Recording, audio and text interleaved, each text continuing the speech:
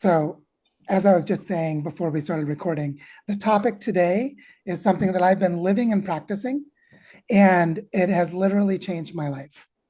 And as you'll see from what we're talking about with flow funding and community philanthropy, you can change other people's lives. And so, one of the things that we're going to be exploring today is what a human economy really is when people have good relationships with each other and they're anchored into a community with shared purpose. And so, what I basically want to do is give a little context first to say we're blending some different realms of knowledge and thinking that play very naturally together. So, we're going to be talking about bioregionalism and bioregional finance, and we're going to be talking about trust-based philanthropy and flow funding. Specifically, we'll talk about some examples of flow funding for individual flow funding all the way up to bioregional funding ecosystems. And we'll be talking a little bit about community philanthropy, which is one of those concepts that many people have never heard of, but once you hear it, you'll recognize that you already knew it, and that you just may not have known that there's a planetary network of people practicing community philanthropy. And in particular, one of the places that happens a lot is in the movement of community foundations, which is a movement that goes back more than 100 years. That started in Cleveland, Ohio. And so maybe I'll tell that story really briefly before we do the presentation, that in Cleveland, Ohio in the 1920s, there was a very unusual problem. There were too many rich people who were trying to do their status donations into the community, and they were tripping over each other. And one of those people decided, why don't we gather all of the philanthropists in our community and have them pool their money into a nonprofit that could then pass that money on to support the community as a whole. So if I'm like donating money to build an opera house and someone else is building a theater house, this is the days of John Rockefeller and stuff, and Andrew Carnegie and that kind of wealth was in Cleveland, Ohio at this time. And they were tripping over each other. They're like, well, wait, let's just do it together. And they invented the Community Foundation, which is a model of community philanthropy. I would say a very outdated one, and one that sometimes works and sometimes doesn't, but we'll get a feel for how it can work in today's context. So that's my context setting. And to say that what we're going to talk about today is something we're practicing, that Penny and I practice through the design school, that we practice with neighboring bioregions, that we practice with individual people, including some people who are on this call, and that we practice it in a way that really does change lives. And so, well, I'm just leaving you hanging, so I better stop. I'm going to go ahead and jump into the presentation. I think the presentation will take about 20 or 25 minutes. I have 2 short videos that are included in the presentation, and then we'll have lots of time for discussion afterwards. So let me share my screen, and look, I clicked the right buttons for optimizing sound. And now, here we go. So what we're going to talk about today is flow funding and community philanthropy. And this image is from our Lantern Festival at our regenerative school, Sueños del Bosque. This is an activity that happened last year in the fall. And this actually embodies flow funding and community philanthropy, because we raised money from the outside, passed it through to people like this bald-headed man on the right is one of our teachers, Jonathan. His salary is paid through a flow funding model. And then everyone's working together to build and maintain a fire, which is sharing resources around common purpose. So this image actually holds key elements of everything we're going to talk about today. So let's jump into how can we learn how to move financial flows in a regenerative way with an example from ecosystem restoration. So this is a video I made a couple of days ago. So it's my voice in the video, and I'll let me speak. So look at this beauty. The stream is flowing after a nice night of rain, and look how clear the water is and how well it's being filtered through these wonderful rock dams. It's just so beautiful. It is so beautiful. So I made that video a couple of days ago because I'm really excited about watershed restoration, but also because this video captures a lot of what we're talking about today.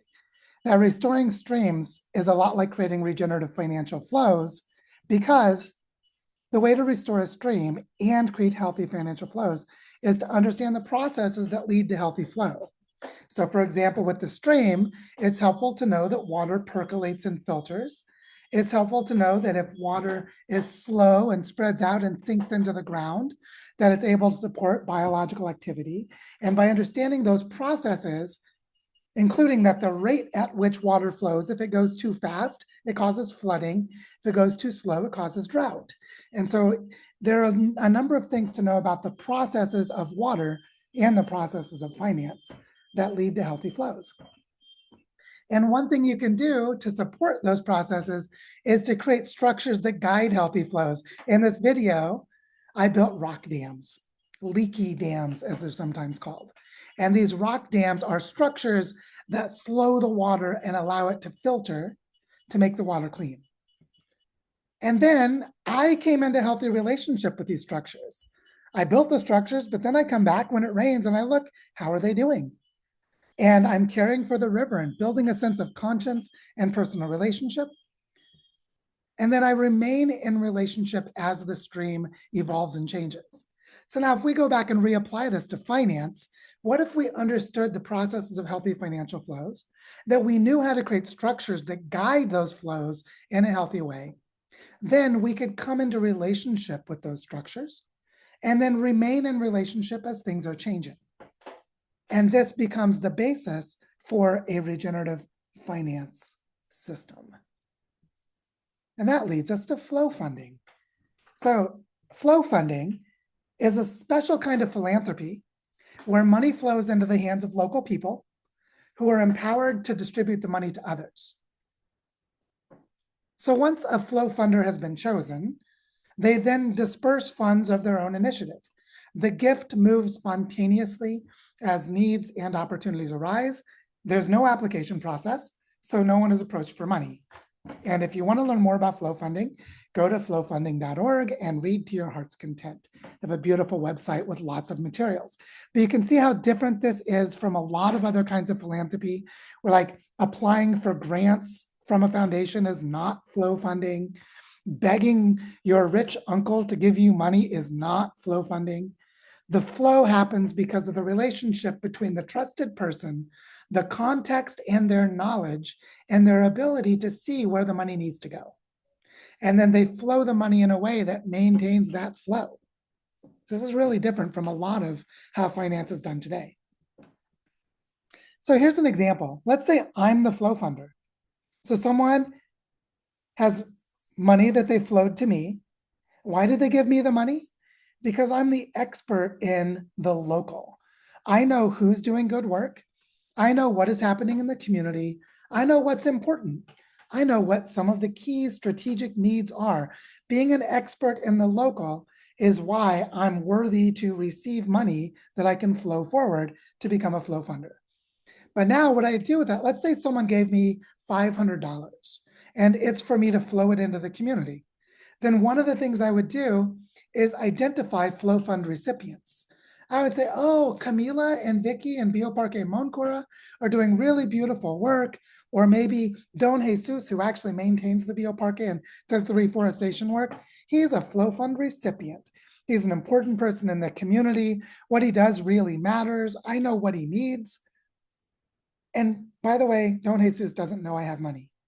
So it's not that someone in the community knows I have money and they come to me looking for it, positioning and posturing and creating confusing signals, like being all buddy-buddy because they don't actually like me, they just want my money, or using the language of what they think I care about instead of what they actually care about.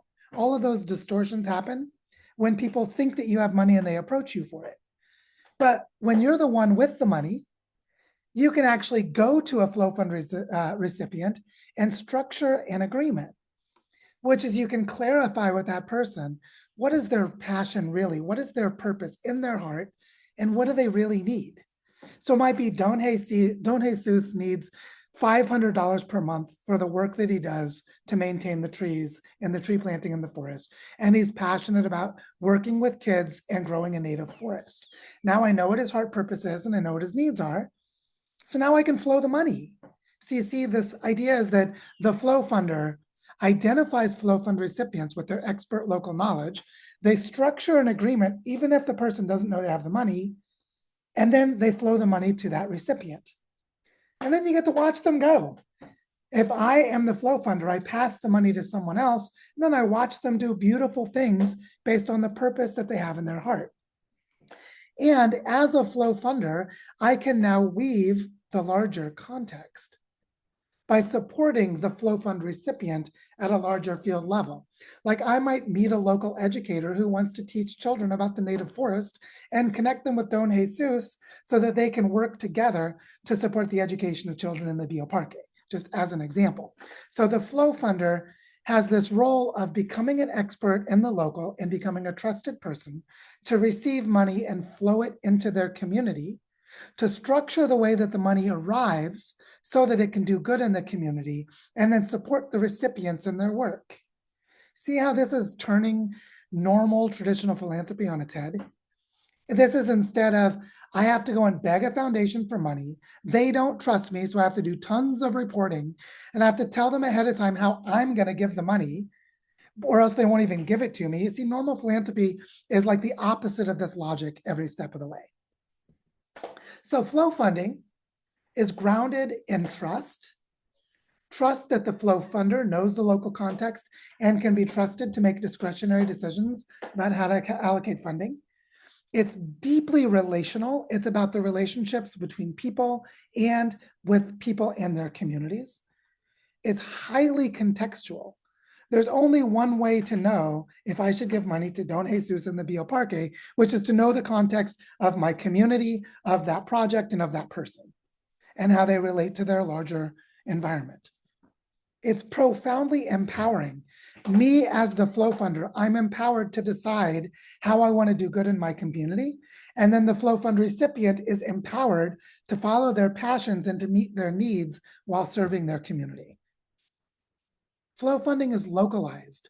You can't do this kind of relational contextual work without having some local context that you're doing it in, where you can understand those relationships and work with them over time.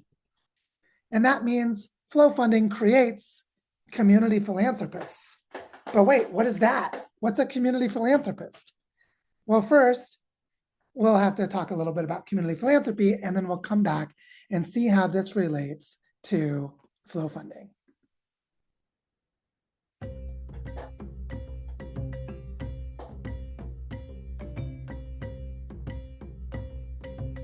This world of ours is getting more complicated. In some ways, we're much better connected, but things feel more fragmented too. The challenges we face seem to demand global action. Individuals and communities can feel tiny, powerless. No wonder there is so much anxiety and intolerance. But the truth is that powerful, people-led networks are taking shape, finding their voice, offering new solutions. Some united by place, others by interests and identities, and all by shared values. Ready to change, to fix the world. Not that there's a magic wand. These new networks face big obstacles.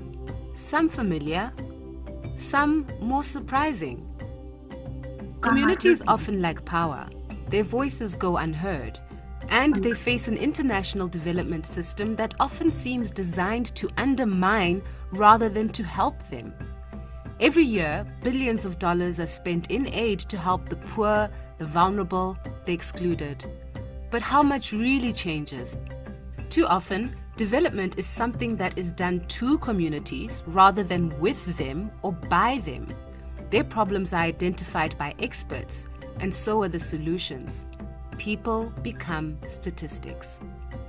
Donors want to make sure their money is well spent. Fair enough. But the process has become distorted, an industry, out of sync with values like justice and empowerment. So, is there a better way? We think so. Around the world, a new path is being forged, led by new voices, shaped by new ways of working, and challenging the current system to share power and resources more equally. Community philanthropy starts with the premise that every community has resources. Money, yes, but also skills, knowledge, relationships. And when these are brought together, they can develop the most powerful force of all: trust. It's happening all over the world. Local institutions shaped and owned by the people they are designed to serve. Big donors can still play an important role, but as partners, supporters, co-investors. Leveling the playing field. We call it durable development. It comes in many shapes, old and new, learning from each other, building a field of knowledge and support, shifting priorities, shifting focus, shifting power. It's becoming a global movement. Be part of it.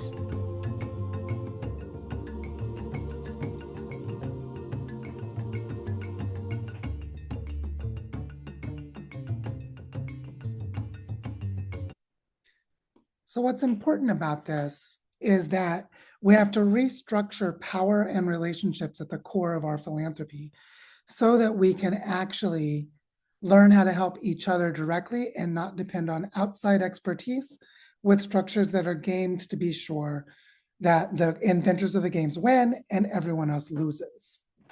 But when we ask the question, who is a philanthropist, what most of us are taught to think the answer is today is something like this. But that's not a philanthropist. A wealthy person who has gathered all the money to themselves is a wealth hoarder. So Bill Gates is not a philanthropist. He's a wealth hoarder. Jeff Bezos, wealth hoarder. Elon Musk, wealth hoarder. Because what philanthropy is, if you go back to its Greek roots, is something more like this. Here's Mother Teresa. Because philanthropy literally means the love for our fellow humans. It's Greek roots go back to the word that means a person who expresses love for humanity. Now, obviously, philanthropy can extend beyond humans, but the basic idea is that a philanthropist is a person who expresses their love for others, who gives in service to the greater whole, who recognizes that we're all in this together, and that discovers their gifts and shares them with the world, which is why this image of the philanthropist as the rich person who picks which charity they give to is a highly distorted view of philanthropist in two ways. One is that most of the people we call philanthropists today are actually anti-philanthropists. They do things that hate and destroy and undermine the well-being of humanity and the well-being of the planet as a whole through their wealth hoarding practices. And also, it's incorrect in another way, which is to say that only a tiny elite can be a philanthropist, when actually everyone can. So how does it work? It works like this. A community philanthropist is anyone who gives love and service in their community. Here are two examples of photos I've taken in the last week. On the left is Ana Maria. She's one of the teachers in our school, Sueños del Bosque, and she is clearly passionate about the education of children, about raising her own family, about supporting the development of teachers' abilities. So she's continually giving her gifts into the community. And even if she does not give a single peso, no money at all, she's being a philanthropist by expressing her love and service to the community. The man in this photo on the right is Berto Torres, who has devoted his life to studying indigenous cosmovisions and indigenous mythic narratives. And as an artist, he's been illustrating children's books for children to learn the wisdom practices of the indigenous people throughout the Northern Andes. And so even if he doesn't give a single dollar in giving service to the community, he's a philanthropist through his love and service by sharing his artistic talents and his knowledge. And when we understand philanthropy in this way, every one of us can be a philanthropist. And that includes those who create the flow funding structures and other community supports.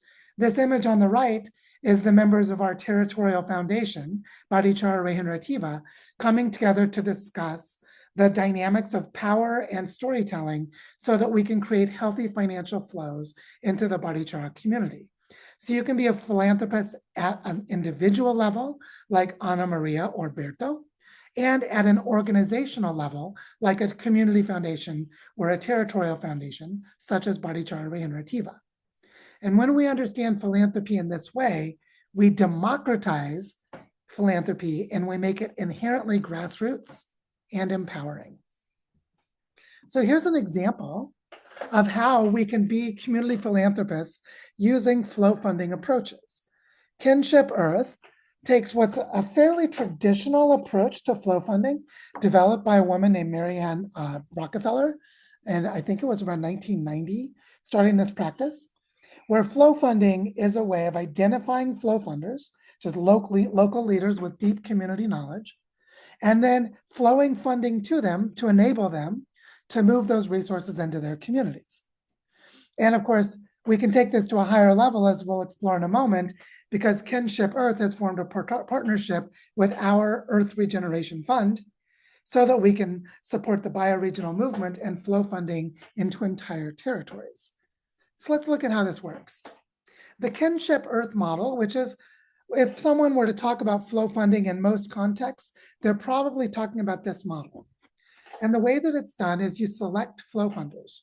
So you create a cohort of people who have been identified as trusted community leaders with long-standing relationships in their communities and a proven track record of impact. So you gather those people and you flow money to them. And then what those flow funders do is they pass the funding to local projects. So step 2 is they identify and deploy resources to grassroots initiatives in their communities that align with the needs of that community. Then step 3, the reporting part, is that those local initiatives tell their stories. They might post photos on Instagram or write blog posts or create videos on YouTube. And so the flow funders help share these stories of impact, highlighting the changes that have occurred. And now, to sustain this as a cycle, the recipients of flow fundings who become part of these relationships with the flow funders themselves, some of those flow fund recipients are invited into a new cohort to become flow funders. So let's say that you picked 5 people in your community and you flowed funding to them for them to flow into their community. They know some of the best people to give money to. And then as you watch the impacts of those flow fund recipients to spread the money into their communities, you're actually using the trust you have with your flow funders to then leverage their trust with people in the community to identify future flow funders. And in this way, you're cultivating community philanthropy by role modeling community philanthropy practices and bringing more people with each cycle, bringing more people into the practices of flow funding and community philanthropy. See, this is really powerful stuff. Now we're doing this in the design school at the level of the Earth Regeneration Fund, which creates flows into bioregional funding ecosystems. And so basically the idea works in a very similar way. Last year, Penny and I, as the flow funders, identified 6 different areas where there were established relationships with community leaders and proven track records of success. And we actually flowed funding separately into the Northern Andes Fund. But with our own funding pool, we brought $25,000 each into 5 bioregions, $125,000 in total. So we passed $25,000 each to the Cascadia Bioregional Funding Ecosystem, to the Ogallala Regeneration Fund, to the Barichara Regeneration Fund in Colombia, to the Greater Takaranto Bioregion Funding Ecosystem, and to the Forests of the Northeast Funding Ecosystem. And here you can see the same structure. The flow funder identifies flow fund recipients, flows funding to them. Those recipients use the money in the ways that are the most powerful with their own local contextual knowledge to build their funding ecosystems. And what we've done to tell their stories is we're having them write articles to the Bioregional Earth website as a storytelling platform. So we've adapted that traditional flow funding model to a network of bioregional funding ecosystems, but the basic logic and structure of the relationships is largely the same.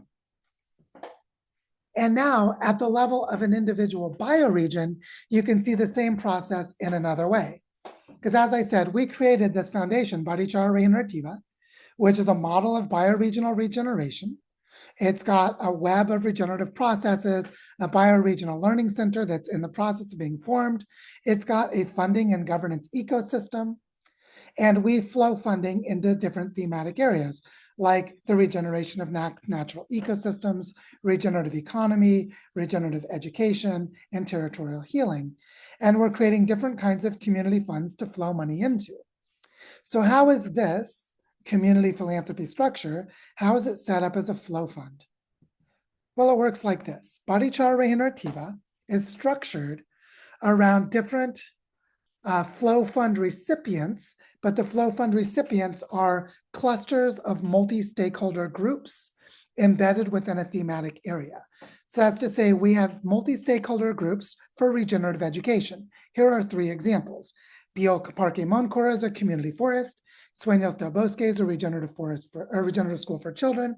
Origen del Agua is a nature reserve that does reforestation and watershed restoration, as well as education work. So these are 3 different actors, and we have representation from them in the Regenerative Education Fund. Similarly, we have a rivers of the territory, restoring the rivers, with different stakeholder groups. We have a regenerative economy group with different stakeholders, and we have a cultural healing group with different stakeholders. And then through those thematic areas that organize our foundation, we receive discretionary funds, so we get money that is not pre-allocated to something. Barichara Regenerativa is trusted to flow the money into these different thematic areas so that the regenerative initiatives in each thematic area can decide how to flow the funding themselves. So you see that flow funding can work for individuals, for an entire planetary network of bioregions, and for a bioregion with its own structures within. And this works because we have the same pattern of logic. So the Regenerative Education Fund, which is a flow fund recipient, is also a flow funder. Because what we do is we gather the multi-stakeholder groups and convene them from within this Regenerative Education Fund, and they identify their priorities and needs, and then we go and find funding for them through Barichara Regenerativa, and the money arrives to support all of the initiatives within this funding structure. So this means we create local governance, which is representation from the processes themselves, who create their own collaborative budgets within their thematic area, in this case, regenerative education. And what you can see here is that community philanthropy comes together with flow funding as a way of structuring our relationships so that we could receive $500,000 into Barichara and flow it into a tapestry of local initiatives. Or I, as an individual person, could receive $500 and flow it to one person in Bioparque Moncora. And the basic logic and the relational patterns are very similar. It just gets more structured and complex when you move to larger scales. And so if you look at this as a way to create bioregional learning processes, this community funding pool and the mobilization of diverse resources is a process of practicing community philanthropy and flow funding. Because we designed this to invite people from a donor support network to pool their resources into this trusted flow fund, which is the community funding pool itself. And so you as a person could donate money to Barichara Regenerativa if you trust us, or if you see we have a proven track record of flowing the funding to the local projects. And that's how this can scale up to the bioregional, the continental, or even the planetary scale, because the same logic applies.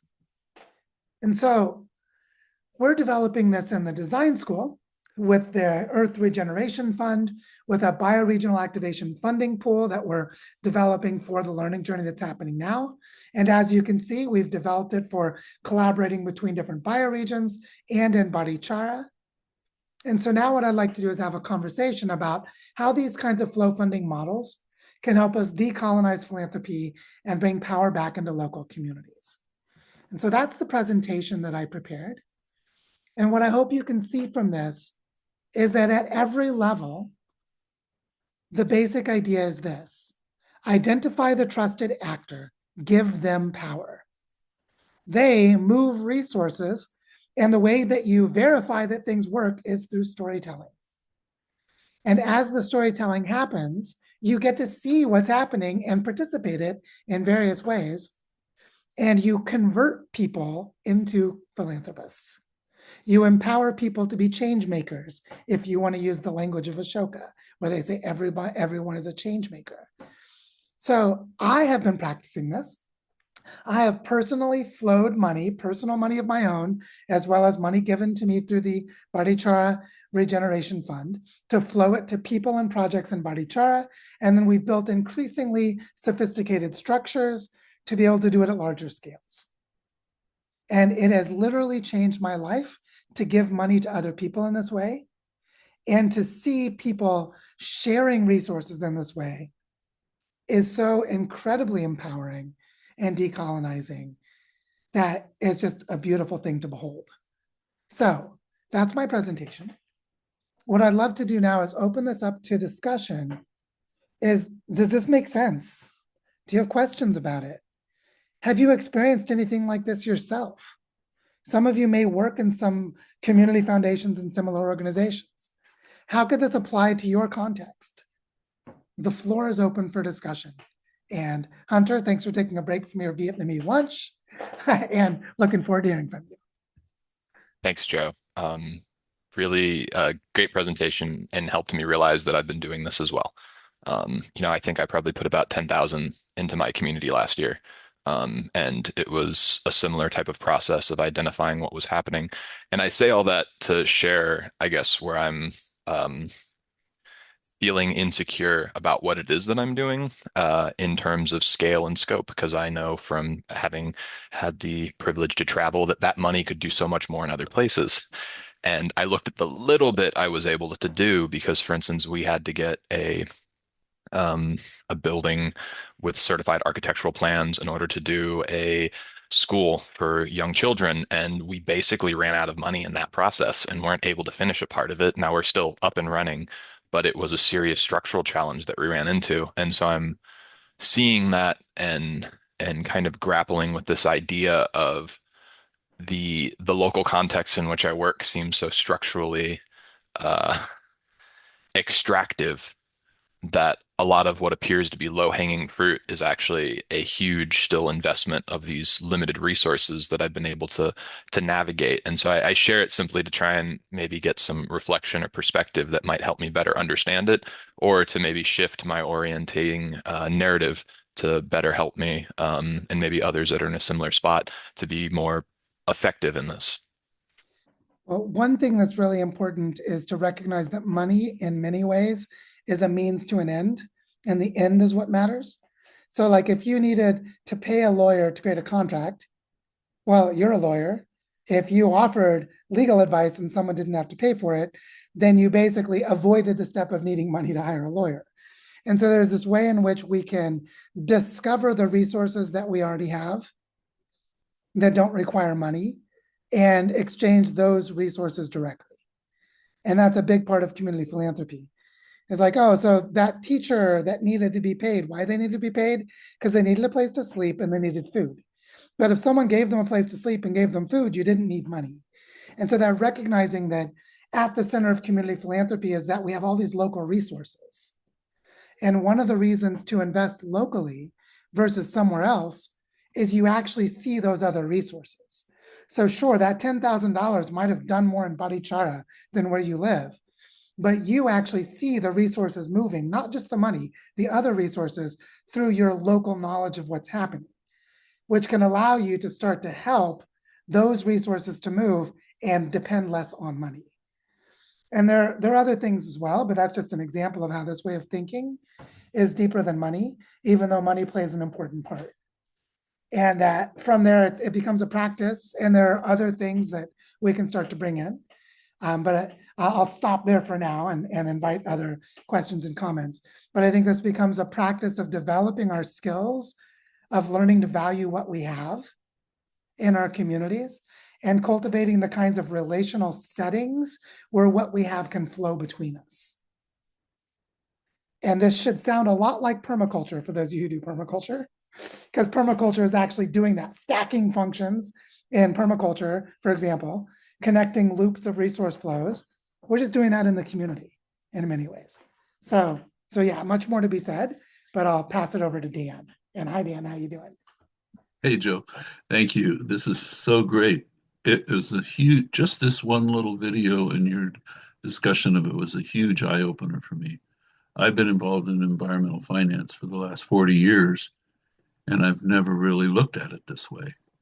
And I really love the water metaphor because I was in the water industry for the first portion of my life. Now I'm in the healthy soil industry, and it's all about flow of water and energy.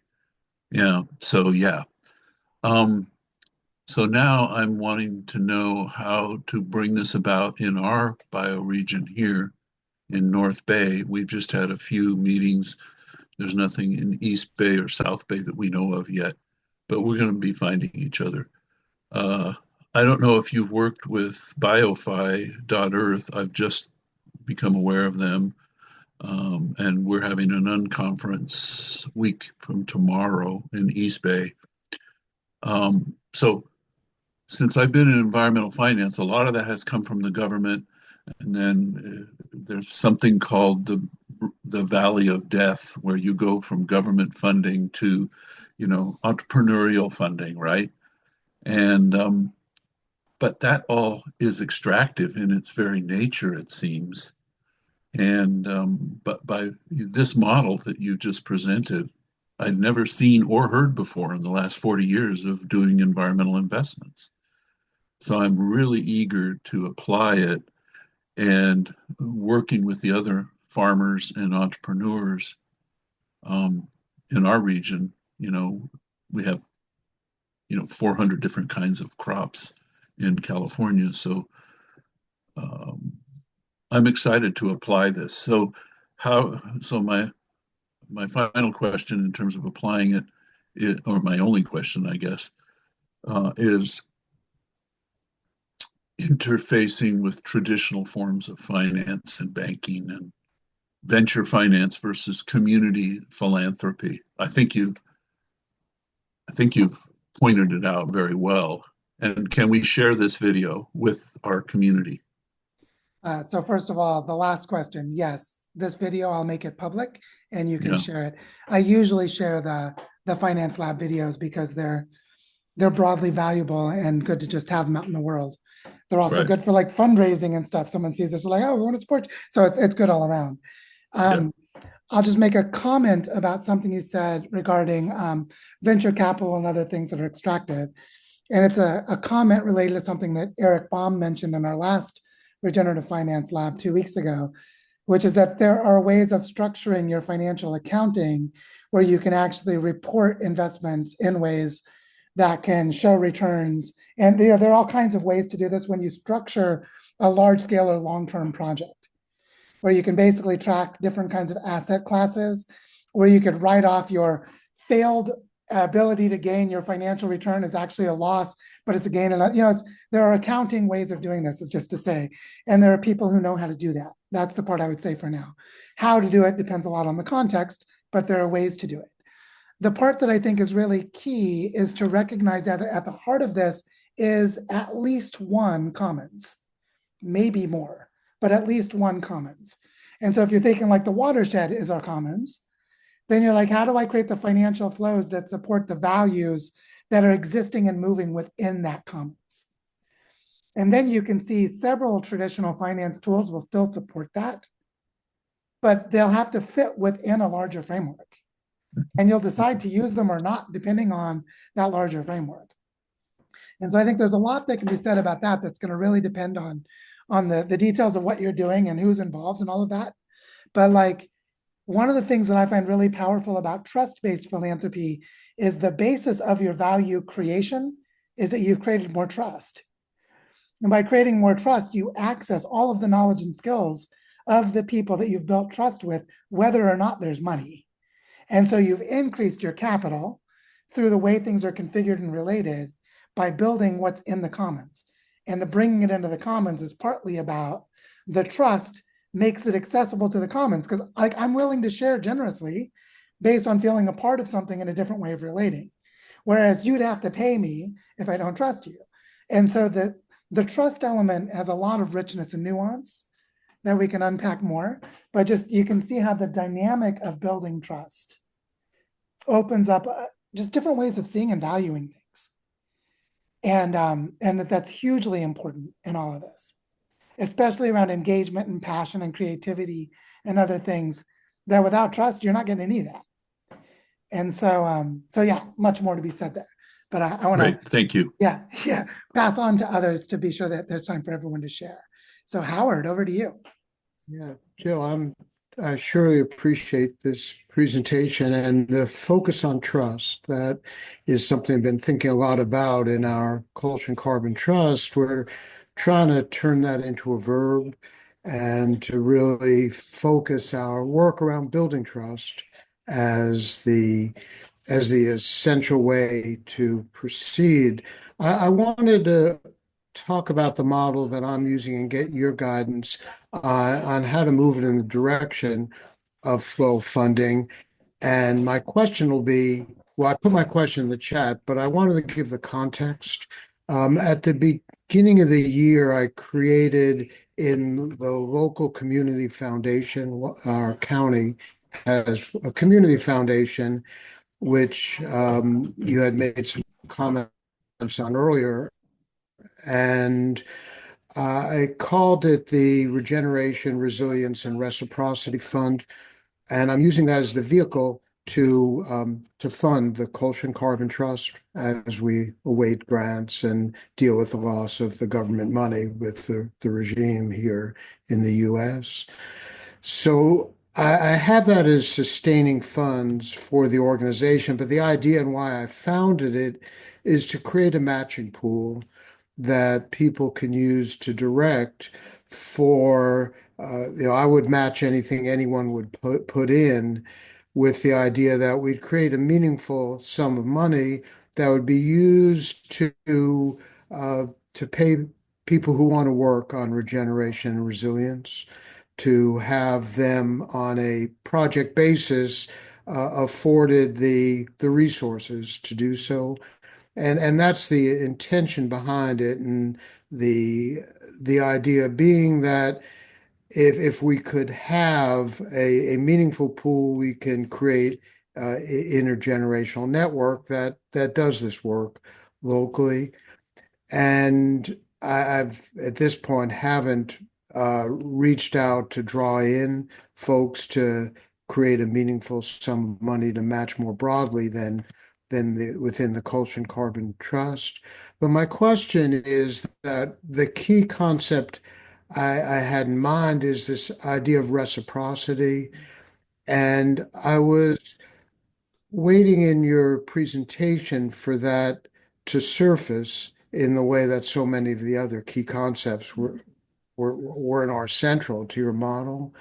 So what I would ask is, how does reciprocity work, and how would you see using this community foundation with the idea of having a regeneration, resilience, and reciprocity focus to try to get folks within the community that have the means, as I'm fortunate enough to make a regular donation, to have that as a pool that could perhaps launch something that moves in the direction of flow funding?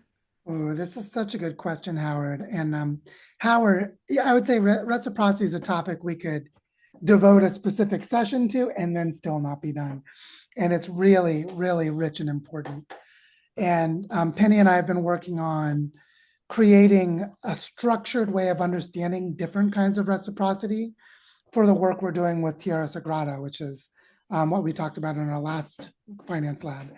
And one of the things that I think is really important about reciprocity is the understanding that the indigenous spirituality that leads to the feeling of gratitude, where you have this sense of, like, Robin Wall Kimmerer will talk about the serviceberry, and the serviceberry embodies gratitude.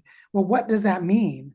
It means that the reciprocity relationships generate contexts of abundance. And the reciprocity actually is what gives rise to it. Mm-hmm. And so there are a lot of ways to think about that. But I'll give a specific example of a place in community foundations where they structurally fail to be community philanthropy. which is something that's very common in community foundations, which is to create donor advised funds, which is basically you gathered a group of donors. And I'm going to be crude because it's not always this way, but I'm going to say you gathered a group of rich people, because sometimes it's like the rich people come together and they use the community foundation to decide how they're going to make individual decisions for their funding anyway. Like an example is the Toronto Community Foundation, which is a big one. It gives out something like 30 million Canadian dollars a year, and like 29 million of that is the donors giving directly, but leveraging the intelligence gathered by the foundation for them to make private gifts. So the foundation itself gives out like 1 or 2 million a year.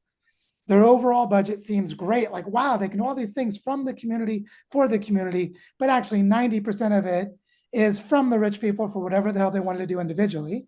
And a tiny sliver of it is actually from the community for the community. So it's not actually community philanthropy. And so that kind of dynamic happens where you're like, what is the reciprocity between those donors, that fund, and the community? And you could start to create a different way of educating and informing donors, changing the culture. And some of that does work, even if it's slower. But ultimately, you want to change the power dynamics of the relationships. And that's why reciprocity becomes so important. And so I just want to name that as a context-setting way of describing that a lot of things that pose as community philanthropy structures may or may not be if they're not living out the spirit. And I'm not saying donor advised funds are not community philanthropy. It's just they can fail to be in certain ways. And so we have to understand what community philanthropy is to understand why they are or they aren't. So for example, with your matching pool, what if people match for things other than money, in addition to matching for money? Like what if you partner with a local funder, like maybe it's another foundation or something, or a government program that supports education, like it supports, you know, job training for youth, or people coming out of prison that need jobs, and you know, all those kinds of things are out there for them to be trained as expert practitioners of things that your carbon trust needs to do. And their in-kind contribution is those funding in your pool get matched by workforce training by another partner, just as an example. Now, that still has to be structured as reciprocity, you know, but that becomes more like community philanthropy because you're identifying resources in the community and mobilizing them based on trust and shared purpose. Yeah. Thank you. That was really at the heart of it as well, is to have the matching time as the reciprocity for money. Yeah, and then from there, there's a lot that you can explore. Like to bring a group of indigenous people about their reciprocity practices in your bioregion, and now you're like, as we'd say in the Midwest, now you're cooking with gas, right? Like now you're onto something. Because now you're really going deep into the wisdom practices of regenerative finance. And so, and then there's a lot more to explore there. Well, I look forward. We can talk more about that in Seattle in May at the conference there. I would really like to go deep and find a way to merge the good intentions with the more intuitive model that flow funding offers. Yeah, thank you, Howard. To be continued. And I know Grace was at the front of the sequence and went to the back of the sequence, so I'll jump to Grace next before we go to Victoria. So Grace, over to you. Oh, I went to the back because it's my turn to cook dinner. I just have to finish the soup and salad before I talk, so I jumped to the back intentionally. Okay, then good to know. Over to you, Victoria. This is really, really fantastic. I remember conversations that we had in Barichara, and then this. I wanted clarification. When is the flow funding decision-making an individual discretion and a group decision as to how to allocate it? I would say the capacity that's needed is that there is a group that has enough structured governance that it has integrity with respect to its purpose. So like what I found is I have brought money and I'm the flow funder, and then I've given it to a group to make decisions together and they've screwed it up. And it's because we did not do the pro-social group formation process of creating adequate governance. And so I basically just created a new question for you, right? Because it's like, well, okay, now how do you answer that question? And so I'll give an example of something that's happened in Barichara. Because in the beginning, I brought the money, and what I did is I gathered people to help me make decisions. So the first money that came was I decided to raise money to buy the land that became Oriente del Agua. But I had extra money. Like, we raised more money than we needed for the purchase. So I took some of that money, gathered 15 representatives of local regenerative processes, and asked them to create criteria for how to distribute the rest of the money. And then that group of people distributed the rest of that money. And that's what set us on the road to creating our territorial foundation, was we had this sort of proto-governance. We created criteria for priorities and for selection, and we selected a process to allocate the money. In that case, it was Natalia Ortiz knew the people that invented the Women's Fund in Brazil, which had later been replicated in Colombia. We talked to the Colombia group that created an environmental fund inspired by a women's fund, which was a direct grassroots empowerment model. And then we practiced it with a small amount of money. And we learned what worked and what was limits and how we did it. But we had to create a decision-making process to allocate the money. Then the group could flow fund it. And with a small amount of money and a small number of people in the span of 2 or 3 months, you can do that. But actually, what's paradoxical is we didn't invest in how to give the money. We invested in how to make decisions together by giving a small amount of money. So if you flip it around, the money we had became the context for practicing. The benefit was we funded 15 local projects with tiny amounts of money. But the real investment was all of those trust and relationships in the people that later went on to create the Territorial Foundation, which was a 3-year-long, really intensive process, way beyond the allocation of that first money. And so you see this chicken and the egg is when you get money, you can leverage some of it to build decision-making structures. And then you can scaffold that toward more ability to build other or larger, more complex decision-making structures. So in the beginning, we were allocating $8,000 to 15 projects. That's a tiny amount of money. Now, we're 4 years later, and we're allocating about $250,000 or $300,000 per year into the Barichara territory, spread across about 30 projects and processes with various levels of complexity to them, because we're building those structures as we go and increasing our ability to flow funding.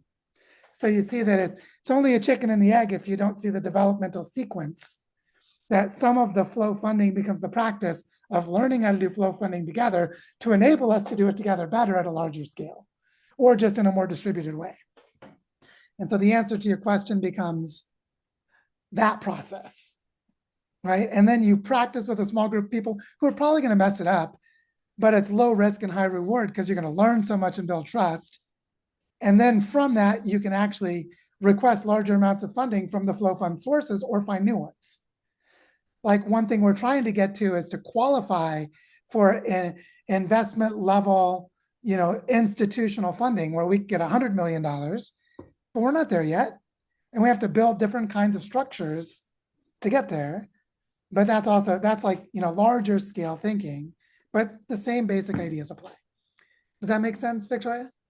Absolutely. And we've been around you long enough to have heard about these pro-social process building. Are you going to do something for this group on how to build that trust and Eleanor Ostrom's principles, and because it's essential for executing this process? Well, so I'm talking to your team. That's a really good idea.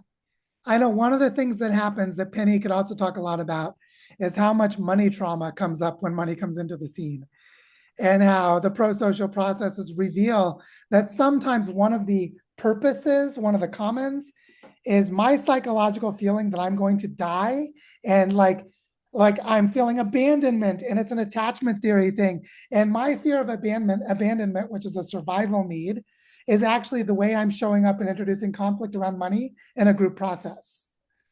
And so now our shared commons of putting the money into education for kids is hijacked by someone freaking out that they feel like they're going to die because their parasympathetic system is setting off a trauma response.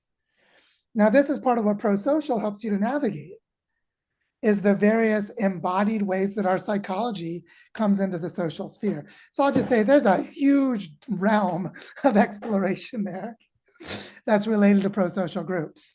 But that stuff's super important. So It it's is. really important. So love, love, love, love, love the fact that you'll consider that. And one last thing, and you can decide to do this now or not. Do you tell people, other people, when you give money to them? Do you tell the other people? Do other people find out that you gave money to certain people when you've done it individually? How do you work out that kind of relationship? And do they declare it to other funders that now have this amount of money? So I've learned through the practice of doing this that if we are not clear about the intentions for the money before we communicate, that we inevitably create conflict. And so it is better to not tell people how much money there is until there's clarity about its purpose, to then know when and who to invite into which part for how much. And if you don't do that part right, you have not structured the field for trust building. You structure the field for trust breaking. And so my answer to the question is, it depends. You know, sometimes you tell, sometimes you don't.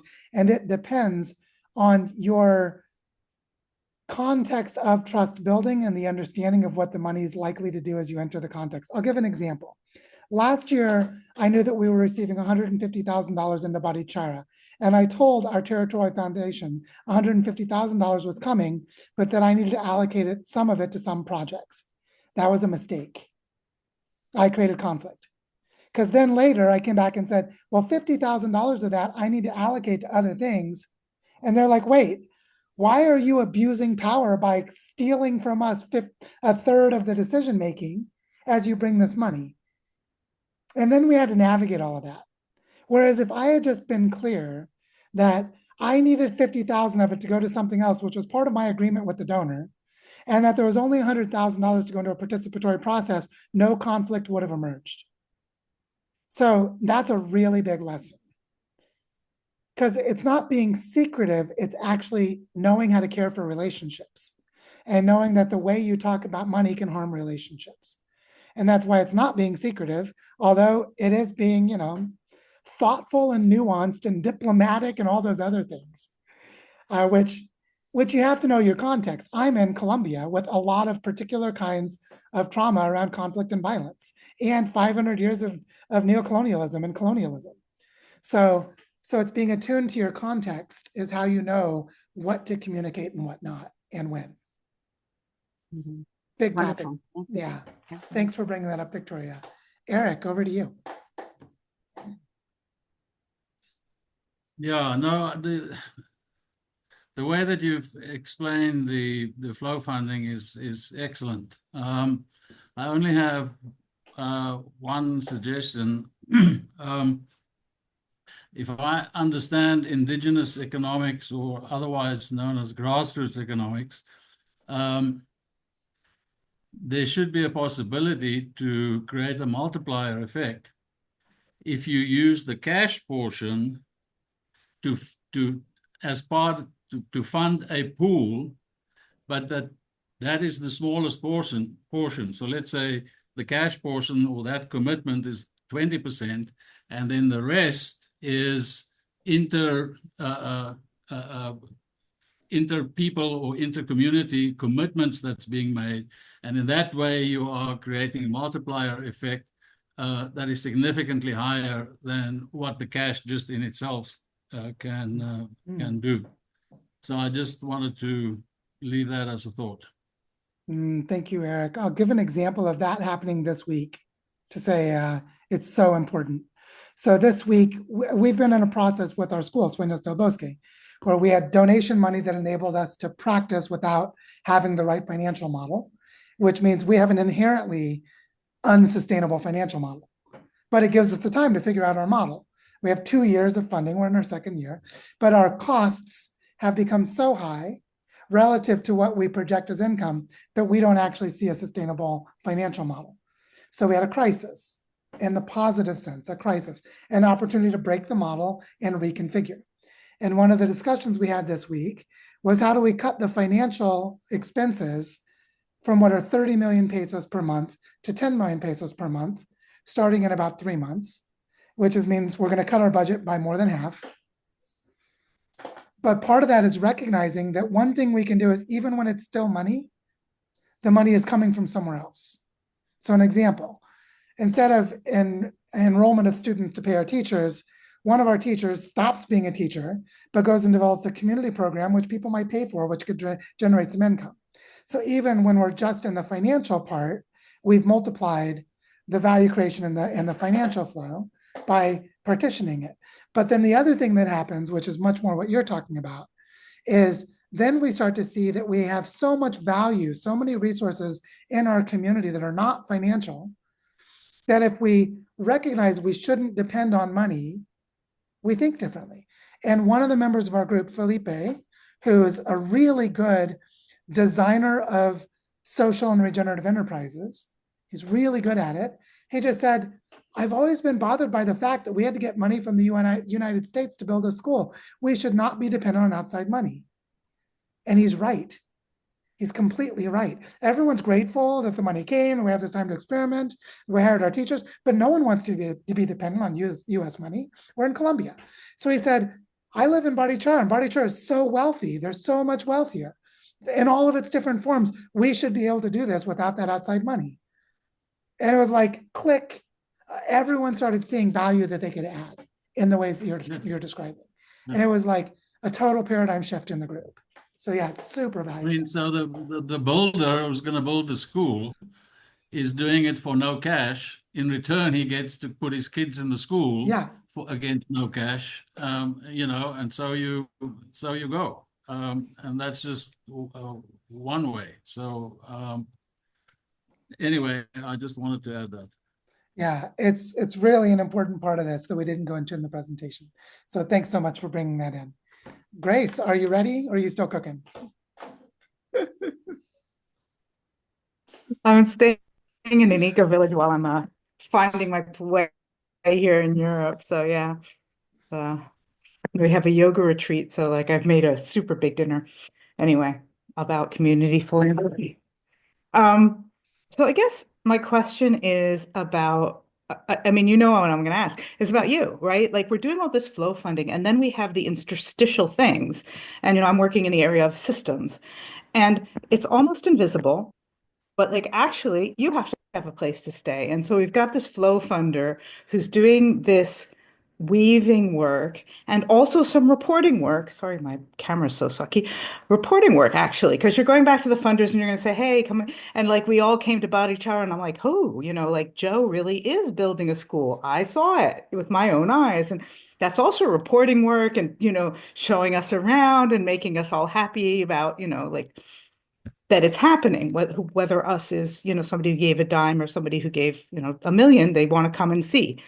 And so you're creating these funds. And then if we want to go out from Barichara to the next region, and we've got other bioregions involved, then there's going to be a whole mess of communications. And like, how does flow funding relate to making sure, first of all, that you're paid and you're not going broke, right? And anybody else in that interstitial space. And secondly, that you're not skimming off just a little bit too much, because we all know, I mean, not you, but someone else that we don't know who isn't Joe might be skimming. Yeah. So like, how do we manage? And you have this problem everywhere, like in hospitals, like if you talk to a hospital about how do you deal with IT security? It's like, look, we're trying to save patients' lives. We can't pay money for the IT department. Like that's the space that I'm concerned about. This is such a good question, Grace. And I know we could spend hours on it. I'll start by saying something very practical. My way of getting here included 10 years of definancializing. In 2010, my ex-wife and I were married then, and we moved to Seattle. And in Seattle, the public transportation infrastructure is good enough we could sell our car. And if we needed a car, we would do a car share. And so we want to go out to the mountains, we do a car share, but we saved thousands of dollars by not owning a car. And we found roommates to share a big house. So we could be in a nice house, but at 1/4 the price of renting a house ourselves. And we basically did various steps to definancialize. And at one point, our daughter was born. We moved from Seattle, Washington to Eugene, Oregon, which cut the price for the cost of living by about, it went to like 30%. Like 30% the cost of living in Seattle is what it costs to live in Eugene. And that allowed us to keep raising our child and having lower expenses. But then we left the United States and went to a place that was less expensive. We just kept definancializing. But in 2018, I also started a Patreon account where people could make monthly recurring donations to support me. Penny was one of my Patreon supporters way before we were in a relationship. And so a group of people started supporting me. And there was this weird time where I had people giving me like $500 a month or $800 a month, and I could not feel gratitude because my costs were higher than that in the United States, and I felt constant financial threat. But then eventually I reached parity, where the amount of money I was receiving on Patreon was enough to support my family while I was living in Colombia. As soon as I hit that point, I became a commons. I was fully supported enough financially to be a commons. And because I knew about commoning, I was friends with David Bollier and all that stuff. I was like, I tell people I'm a commons. So I built Earth Regenerators and gave my book away and helped educate and build structures for thousands of people, and no one paid me a cent because I already had another group of people on Patreon supporting me. And as long as that support was enough, which it was for a while, I was a commons. And then later, Penny and I became supported by the Novo Foundation for ourselves, and now we're a commons at a larger scale. But it's like that happened in the last 2 years. But this understanding that I'm a commons, one of the most powerful transformations I made in Barichara Regenerativa was when I explained to Natalia how I became a commons. And then Natalia was like, what? That is blowing my mind. Because Natalia had never imagined a human being could be an economic commons. You could actually pull money. And I'm like, look, I found the money to support Tanya and Ceci. While I found a donor as a flow funder, I found a donor to flow money to Tanya and Ceci so they could spend a year building this entropic agriculture work. They were a commons during that year. And I was applying that idea and then teaching others. And so that's one piece. There are a lot of other pieces. That's one piece, is to see yourself as a commons and to see how do you as a person become a commons. Like Elias is a good example. We found a way to support Elias to do a permaculture design course in the design school. So for 6 months, Elias was a commons. And everyone who was in that PDC is like, Elias, we love you so much. It's so awesome. Elias is like, I feel good to be supported. And it's like, because he hit the threshold of financial support to feel good giving. Elias, we didn't talk about you being a commons, but that's what it was. And so like, that was an agreement we had structured for him to give a PDC into the design school. And so this is a really important component of this. Then the other part about the skimming and all that's super important. And I think that's more about coordination and information feedbacks of various kinds, depending on the systemic nature of the context, which I know is where you and I could talk for hours about, reputation management and other interesting things. I'll leave that be for the moment to say can of worms that I know you care a lot about. Yeah. But that's sort of the direction. Yeah. Yeah. And it really touches on what you've said a lot of times, is to think of things as a process, not a project, right? Like you didn't say like you're a process, and it's like because when I think about that 6 months for Elias, I'm like, okay, but he has to be in a process of actually creating himself in that way, because otherwise it's like, oh, when the project ends, I'm screwed. But I can really see that that's it's a very deep answer. There's a lot of process. I love it. Yeah, that's a great question. So thank you, Grace. Steve, thanks for your patience. You've been holding on for a while. Oh, no worries. It's a delightful conversation. And I love what you just brought in, Grace, and your answer, Joe. Let me reflect back what I heard on that quickly and make a comment, and then I'll ask my question. But so I think what I heard was if the interstitial folks can get their sustenance from different flows, then it simplifies everything by not requiring them to sort of take a cut. They're not skimming off of the flow that you're then, making available to others, right? Mm-hmm. Keeps things much cleaner. It also emphasizes that it's a network of flows that we're trying to build, not an individual one. So it's this ecosystem of flows that you often talk about that enables this. Did I get that right? Yes, and it's really important because like if someone gives me $10,000 to do a project in the Bioparque, I need to give the $10,000 to the Bioparque. Yes. And how can I do that if I have to take a cut to survive? Yeah. So I have to Yeah. become secure enough that I can just be generous.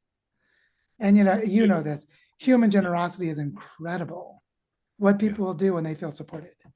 So incredible. So yeah. So beautiful. Thank you. Can I share my screen real quick? Let me grant you authority. Yes, there you go. I just wanted to bring this back up as my question related to this diagram, which I love, but there's this step between identify flow fund recipients and flow the money to them that you call structure the agreement. And I wondered if you could unpack that a little bit and elaborate a little bit more on what's going on in that step. Okay, so that's the magic moment. And I know you are very attuned to these things, so you knew it was a magic moment. Because in that structuring of the agreement is when people's lives are transformed. So I'm going to give an example from a woman who is now part of our team at Sueños del Bosque, whose life I had the pleasure of transforming 3 years ago. And this is a woman who is an amazing pedagogical designer, community educator. She's studied cognitive neuroscience and social and emotional development. She's like rock star. She's one of those people. And she wanted to do something in the community. And I sat with her in my little sanctuary forest in the Bioparque, that magical place that I've sat with several people and changed their lives. And I asked her 2 questions. And her answer to those 2 questions changed her life because I was in a position to do so. So the first question was, what is in your heart to do? Think about it. So we had a conversation. I asked her, what's in your heart to do? She went away and thought about it. We came back a couple days later and she got really clear. She said, I want to create a program with children in Barichara to explore how to cultivate a deep sense of nature connection and the sense of the sacred. I'm really passionate about that. But with my interest in pedagogy and cognitive neuroscience, I want to focus on social and emotional well-being and the flourishing of the children. She created an after-school program called Florecemos, which is Spanish for we're flourishing. And so that was her passion. I was like, damn, that's a good passion. Okay, what do you need? That was the second question. What do you need? And she said, well, if I had 3 million pesos per month, I said, and for how long? And she's like, 3 million pesos per month. I won't be rich, but I'll be able to pay my rent, I'll be able to eat. I won't have to worry about money. And I want to do this for 3 months because I'm not sure what I want to do after that. I don't want to be held in a commitment beyond that time. So space, time, and amount, everything you need for physics, to measure density, you have to have space, time, space, time, and density. And so we had space, time, and force, space, time, and energy were held in the answer to what do you need? I need this much money for this much time to unleash my passion without having to worry about money. And then I said, okay, you've got it. Because I had the money. Okay, you've got it. Now, for the next 3 months, she lived her passion in the community. Can you even imagine? Like how many of us in our lives never have someone that says, would you please come sit with me and tell me what's in your heart to do? And then I'm going to give you the money to go do it. Like, when does that happen? For most of us, this will never happen. So her life was transformed in that moment, and so was mine. Because I cannot adequately describe what happens when you get to sit with someone and see the most beautiful part of their heart and then watch it come alive. And no, they couldn't have done it without you. It's like you're making love with their heart purpose. It's so incredible. It's really something special. And so the transformation happens in that moment of structuring the agreement. Because this isn't an agreement between that person and me. It's an agreement with that person and the universe. Because the universe conspired to bring me to that person. And you start to understand that when you do it. When you do it a few times, you start to find these weird things that happen. The universe conspired to make this happen. And you come into contact with the person whose needs you can meet so that the needs you need met in service to someone else are met by them. I needed someone to bring flourishing to children. I didn't know it was her. And the community needed it, and we didn't know it was her. And she didn't know it was her. But in that moment, it happened. In that moment, everything that was needed came together to create the space for that enveloping of a process of transformation. And so that's why structuring the agreement is the magic part of this process.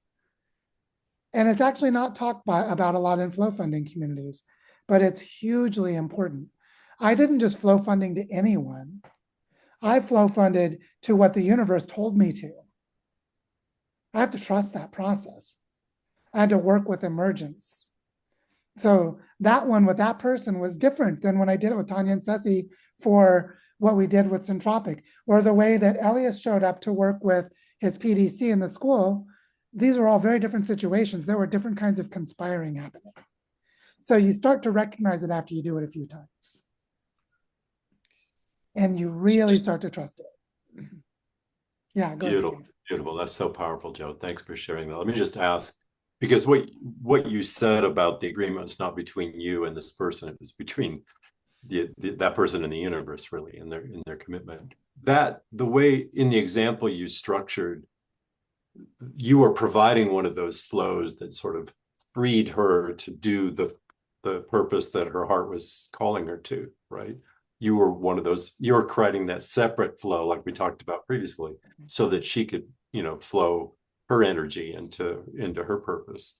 Are there also times when the agreement is more between the parties and structured in that way?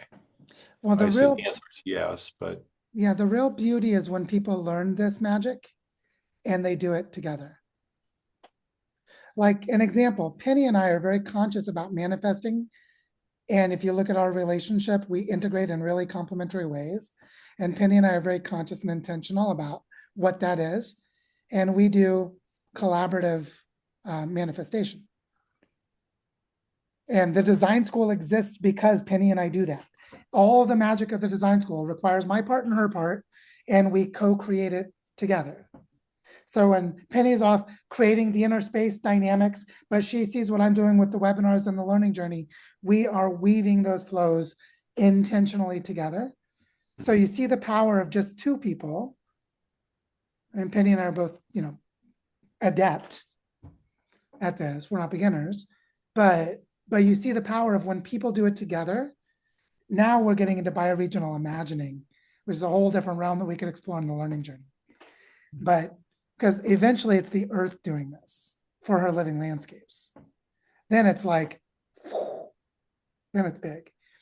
But just the key thing for me was when I was in the conversation with that woman making that agreement, I knew that it was not me making the agreement, but that I was a vessel through which the agreement could occur. And my understanding of that is how I could play that role. It wasn't my money. Even if someone put the money in my bank account and I took it out of my bank account and handed it to her, it was never my money. It wasn't my decision, but I had to consent to be part of the creative process. And so there are various subtleties there that we haven't really explored yet, but they're super important in this. And they're part of the art of it. There's the science of it and there's the art of it. The art part of it is more in this realm. And Jonathan's got his hand up, so over to you. Well, my question is, how do we make this self-sustaining? Because it's kind of contrary to the logic of the capitalist system that we live in. But you're not giving people money and anticipating them giving you more money back. You're anticipating that you will continue to flow money to them. Or tell me more about how you see this generating itself and sustaining itself over the long term. So all of my ecosystem restoration people will know what I'm about to say. And it goes back to that little video I made of the stream behind our house and why stacking rocks where I did mattered. I didn't stack rocks on the cobblestone street in front of my house, right? I didn't stack rocks on someone else's private land that they could pick up the rocks and move them to put in their jacuzzi or hot tub. I stack them on a piece of land in a bit of forest that is protected area within the Cinturón Verde, the green belt of the town, in a place where I have been watching for 4 years how the flows of water and especially the contamination of flows move through that land. And I placed rocks where I could see that regeneration would become self-sustaining. And so I placed those rocks between 2 meters and 4 meters apart, in the channel, depending on what else is happening in the channel. When the channel is really steep, I put them at the top of the drop so that the water falling over the drop is slowed down to do less erosion damage when it lands in the pool below. And in the straighter channels, I move the rocks further apart so that they become these long, slow, sinking places, so that the biotic activity and the mycorrhizal activity and the root building activity and the stabilizing of the slopes can all do their thing. And then you've got the turtles coming and the mammals that come to drink the water and the falling of the leaves to create detritus and all the things that are happening in that forest. And my role as the flow funder was to know where to stack rocks. And I gathered the rocks next to the stream. So I create a self-sustaining regenerative system by stacking those rocks. Now, obviously, there's a lot to learn because once I do that, now I'm going to watch other regenerative processes. Oh, this weird orange muck came in because of contaminants, but microorganisms cleaned it up. What the hell's going on? I don't know. I better go watch. And so staying in relationships really important. That's the permaculture ethic, is all of that that starts to happen. But if you take that way of thinking and say, okay, what happens if instead of rocks in a channel and a stream bed, I'm talking about humans and a human economy? Well, maybe I needed rocks at first, but there comes a point where I'm not stocking any more rocks. I've built enough leaky dams, so I don't need to go and look for rocks. What I did this morning was I found a fallen branch of a cactus out on the road, and I have a problem, I collect cactus and I plant them somewhere else. So I took a cactus and I planted on a stream bed next to the stone wall for the neighbor's land because I know that cactus is going to live there just fine. I found it nearby. It's going to stabilize slopes, and as it has flowers and fruit, it's going to attract birds, which will poop seeds to build more, to grow more plants on the stream bed, on the bank of the stream. And so I also like cactuses. So, if the cactus dies, it's all good. If it doesn't die, it's added to the regenerative capacities. So I'm basically adding functions to the system because I'm building in place over long periods of time. So the commons, the multiple commons, come into being because it's place-based. Because I can add a cactus next to the place where I stack rocks. Right? If I'm just stacking rocks in a theoretical domain, there's no place to put a freaking cactus, right? But because I'm working with real world geography, the physical structures, I can accumulate functions and they can integrate with each other until they don't need any external inputs. And it's a healthy forest.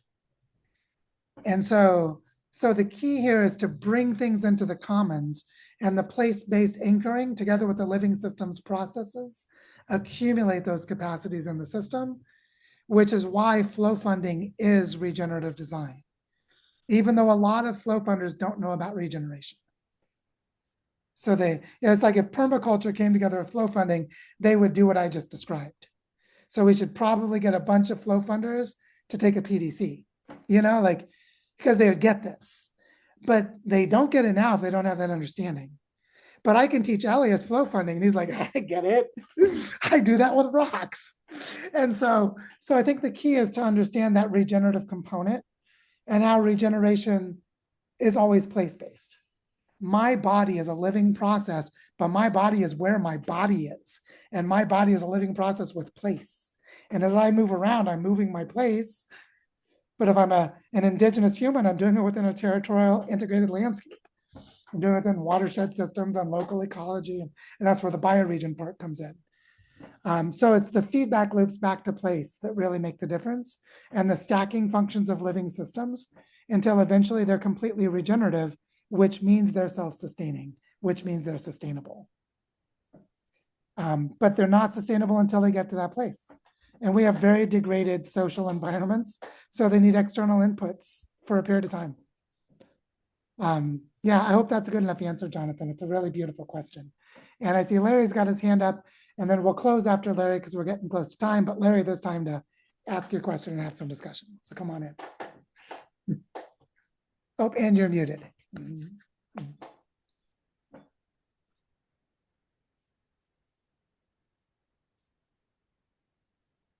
Nope, still muted.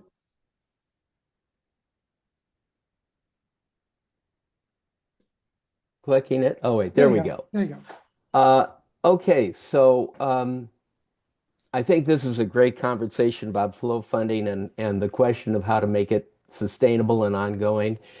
And there's another process that I'm familiar with and learned from a woman by the name of Hillary Canty, who headed up the Orcas Community Foundation, Orcas Island Community Foundation. And the example that I would give of what she shared with me was the idea of participatory grant writing. And it was very powerful. And I saw it play out over on Orcas in an unusual way, particularly during the COVID crisis. And the example was that she would pull together people, representatives from 30 of the nonprofit organizations that were working on challenges in the community. And they would get together and they would determine what their needs were to deal with that crisis. And so it was a total community outreach.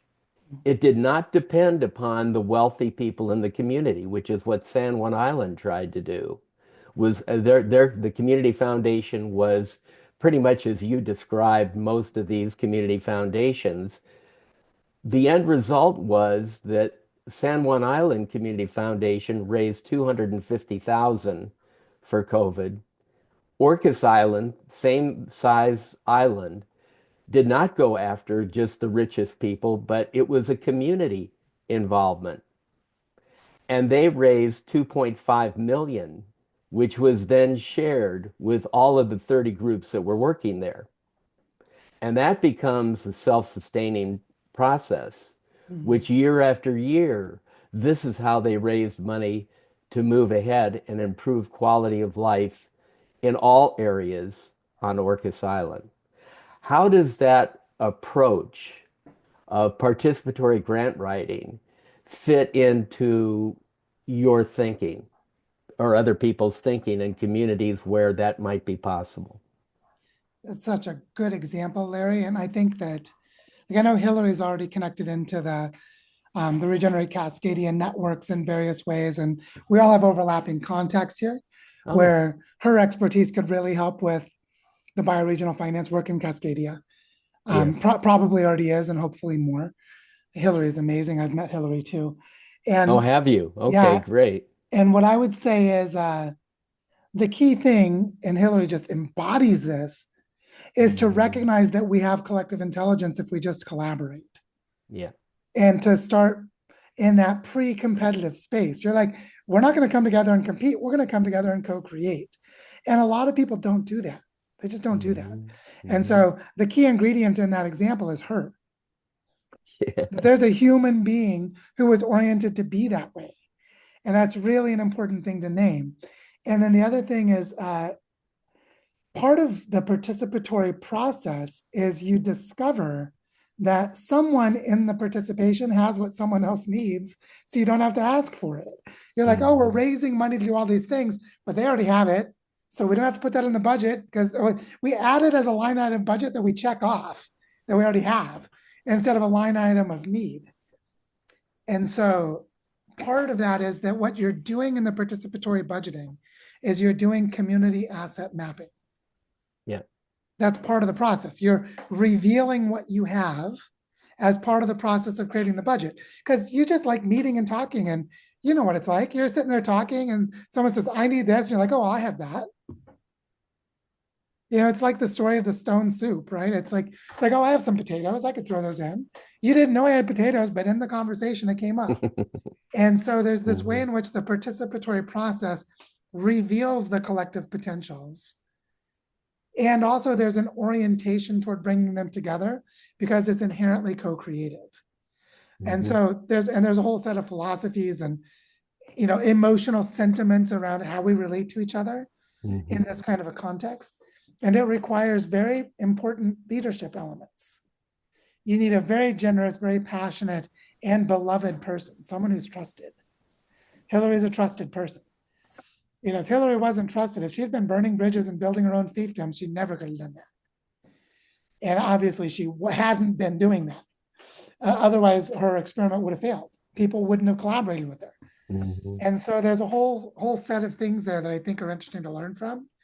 And what I hope can happen is that you can bring examples, just like the one you did, the contrast between San Juan Island and Orcas Island, and to say, look what we could do differently.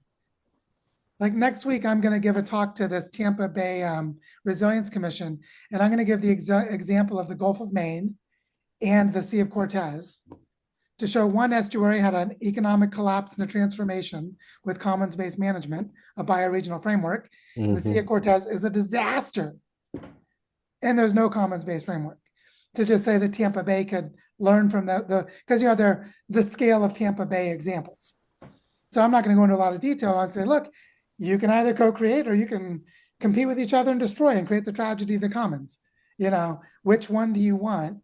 And the Orcas Island example is an example of co-creating.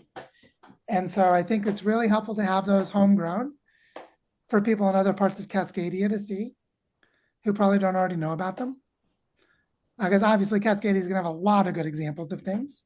It's got a lot of great people doing stuff. But the homegrown part's important because if someone wants to learn from Hillary, just jump on the ferry at Anacortes and go out to Orcas Island and talk to her. You know, like that you're actually geographically connected is a big deal. So to identify these people, sure, someone can talk to me, but if they have to come to Barichara, what good does that do for the Salish Sea? Go out to Orcas Island and talk to her. And this is an important part of this. So that's why I think your example is so important to name the geographic situated part. You're talking about someone who's situated in your geography. So go to them. Hell yeah. Find the people who can be your teachers and mentors and collaborators is a big part of this. Because community philanthropy works by revealing the resources the community has. And a key part of it is leadership. Civic leadership is huge. Community philanthropy cultivates civic leadership, and civic leadership is community philanthropy. Because civic leaders are mobilizing resources in the community and empowering others to do it. So finding your civic leaders is an expression of community philanthropy, is one of the elements of this. So so we're now over time. And like, wow, this is a good conversation, but it's a good time to wrap up. And what I want to say is, I really blended three elements in my presentation, and they came out in different ways in our discussion. One is, what is flow funding? Another is, what is community philanthropy? And the third one was, how does this relate to getting to the bioregional scale? Even though I didn't put that in the title, we explored that in various ways through the Body Char example and the Earth Regeneration Fund example, or Larry's example with Orcas Island. And so the opportunity for us is to practice being community philanthropists, to see ourselves in this way, to challenge the idea that philanthropy means you're a rich person with money and therefore you have power over. Instead, you're together in community and you have power with. And that one way of doing this is to move money. But that only works if moving money builds trust and increases our capacities. And once we understand that, then we can flow financial resources in a way that increase our other resources and reveal them to us as members of the community. And the more we do that, the more we don't need money, which is the paradox in all of this. But we might need money in the beginning to unlearn about money. All kinds of weird paradoxes here. So yeah, this recording will be available to share. Obviously, we'll have more finance labs moving forward. And yeah, I encourage you to go out in the world and be a community philanthropist this week and see how it feels. Or just notice how you've already been doing it, but then do it again. And if you want to flow funding, you can. You can flow funding in all kinds of interesting ways. Go and practice. It's really fun. And it can transform things and literally change people's lives. So let's do it. Thank you, Great. everyone. Okay. And Bye-bye. talk to you soon.